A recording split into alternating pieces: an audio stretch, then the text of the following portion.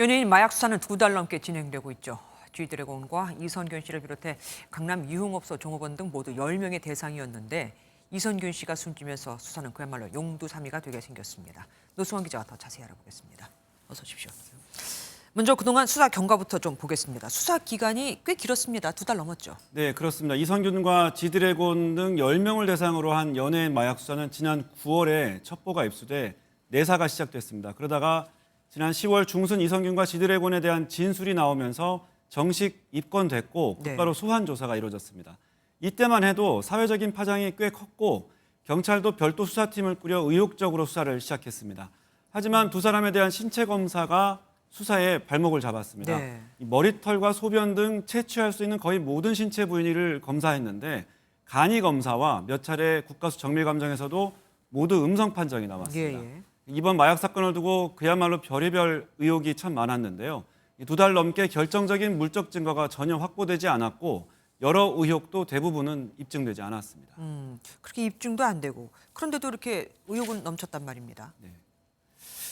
이번 수사는 사건의 핵심 인물로 꼽히고 있는 강남 유흥업소 여 실장의 진술이 거의 유일한 단서였습니다. 이 수사가 한 사람의 말로 시작됐던 건데요. 네. 이 경찰이 시점을 특정하지는 않았지만 중요 피의자들이 마약을 했다고 의심되는 시점은 최소 몇 달 전이었습니다. 네. 이 며칠 전에 일어난 일이면 현장에서 마약과 관련된 물건들도 찾고 신체 검사에서도 쉽게 양성 반응이 나왔을 텐데 너무 오래전이다 보니까 여 실장의 진술은 있는데 결정적인 증거나 정황을 못 찾았습니다. 네. 이런 상황이 2달 내내 이어졌습니다. 심지어 수사 초기에는 혐의가 거의 드러나지 않은 내사자가 5명, 정식 입건자가 5명이었는데요. 2달이 지났는데도 여전히 입건은 7명뿐이고 3명이 내사에 머물고 있습니다. 그럼 이제 앞으로 수사는 어떻게 되는 겁니까? 네, 이선균에 대한 수사는 이대로 종결 처리됩니다. 이 피의자가 숨지면 수사나 재판을 진행할 수 없는 일명 공소권 없음 처리를 할 수밖에 없기 때문인데요.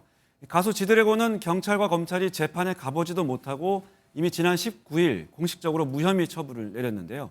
이 두 사람을 제외하면 사실 공인이라고 부를 만한 유명인은 없습니다. 네. 재벌 3세라는 한 여성, 얼짱이라는 한 작곡가, 의사 등이 있는데 혐의가 단순 마약 투약과 마약을 전달한 정도여서 수사는 전체적으로 이대로 종결 수준에 들어갈 것으로 보입니다.